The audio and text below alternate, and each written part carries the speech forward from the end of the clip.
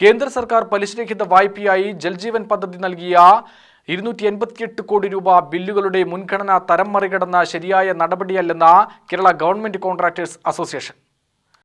ഏതാനും വൻകിട പദ്ധതികൾക്ക് നൽകാനെടുത്ത തീരുമാനം കേരള ഹൈക്കോടതി സ്റ്റേ ചെയ്തിട്ടും തുടർ നടപടികൾ സ്വീകരിക്കാതെ വാട്ടർ അതോറിറ്റി ജൽജീവൻ പദ്ധതികളുടെ പ്രതിസന്ധി വർദ്ധിപ്പിക്കുകയാണ് ചെയ്യുന്നതെന്ന് അസോസിയേഷൻ ഭാരവാഹികൾ വാർത്താസമ്മേളനത്തിൽ പറഞ്ഞു. ജലജീവൻ കുടിവെള്ള പദ്ധതിയാണ്. ഇന്ത്യയിലുടനീളം എല്ലാ ഗ്രാമീണ ഭവനങ്ങളിലും കുടിവെള്ളം എത്തിക്കാനുള്ള ബൃഹത്തായ ഒരു പദ്ധതിയാണ്. അതൊരു കേന്ദ്ര പദ്ധതിയായിട്ടാണ് അറിയപ്പെടുന്നതെങ്കിലും അതിൻ്റെ സാമ്പത്തിക വശം കേന്ദ്രവും സംസ്ഥാനവും തുല്യമായിട്ട് വീതിക്കുകയാണ്. പക്ഷേ ഈ പദ്ധതി തുടങ്ങിയിട്ട് ഇപ്പം 4 വർഷം കഴിഞ്ഞു, നല്ല 5 വർഷം കഴിഞ്ഞു. കഴിഞ്ഞ മാർച്ചിൽ അത് അവസാനിക്കേണ്ടതായിരുന്നു, പക്ഷേ അവസാനിച്ചില്ല. 1 വർഷം കൂടെ ഇപ്പം നമ്മൾ കാലാവധി നീട്ടി വാങ്ങിയിട്ടുണ്ട്. ഇപ്പോഴും ഇന്ത്യയിലെ ഏറ്റവും കൂടുതൽ അടുത്തടുത്ത വീടുകളുള്ള സംസ്ഥാനമാണ് നമ്മുടേത്. പദ്ധതി വിജയിപ്പിക്കാൻ ഏറ്റവും അനുകൂലമായ കാലാവസ്ഥയിലെ സാഹചര്യങ്ങളുള്ള ഒരു സംസ്ഥാനമാണ്. പക്ഷേ എങ്കിൽ പോലും ഇന്ത്യയിൽ 31ാം സ്ഥാനമാണ് പദ്ധതി നടത്തിപ്പിൽ നമുക്കുള്ളത്. എന്ന് പറഞ്ഞാൽ ഇന്ത്യയിലെ പ്രധാനപ്പെട്ട എല്ലാ സംസ്ഥാനങ്ങളും ഈ പദ്ധതി നടത്തിപ്പിൽ ഒട്ടേറെ ബഹുദൂരം പോയി.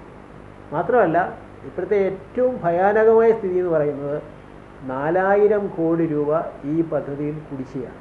നമ്മുടെ കരാറുകാരിൽ 100 കോടിയൊക്കെ എടുക്കുന്ന അപൂർവം ചില ആൾക്കാരുണ്ട്. ഒരു 50 കരാറുകാരിൽ കഴിഞ്ഞാൽ, കേരളത്തിൽ നിന്നുള്ള ഒരു 50 കരാറുകാരിൽ കഴിഞ്ഞാൽ ബാക്കി എല്ലാവരും സാധാരണക്കാരായ ആൾക്കാർ പണം കിട്ടുമെന്ന് കണ്ട് ആവേശത്തോടു കൂടി എടുത്തിട്ടുള്ളവരാണ്. അപ്പോൾ ഇവിടെ PWDയിലും ജലവിഭവ വകുപ്പിലും കെട്ടിട നിർമ്മാണത്തിലും ഒക്കെ ഏർപ്പെട്ടുന്ന ആളുകളും ലൈസൻസ് എടുത്ത് ആ വർക്കുകൾ എടുക്കാനായിട്ട് ശ്രമിക്കുന്നുണ്ട്. പക്ഷേ ഇപ്പോഴത്തെ സ്ഥിതി അവർക്ക് ഒട്ടും മുന്നോട്ട് കൊണ്ടുപോകാൻ കഴിയാത്തൊരു സ്ഥിതിവിശേഷമാണ്.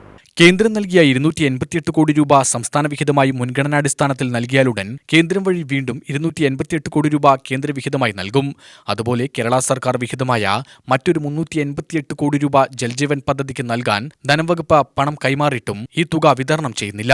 ചുരുക്കത്തിൽ 1336 കോടി രൂപ ഉടനടി കരാറുകാർക്ക് നൽകാൻ കഴിയും. 4000-ൽ പരം കോടിയുടെ കുടിശ്ശിക മൂലം ജൽജീവൻ കുടിവെള്ള പദ്ധതിയുടെ പ്രവൃത്തികൾ മുടങ്ങിക്കിടക്കുന്നത് പുനരാരംഭിക്കാൻ ഒരു പരിധിവരെ കരാറുകാരെ പ്രാപ്തരാക്കാൻ കഴിയും.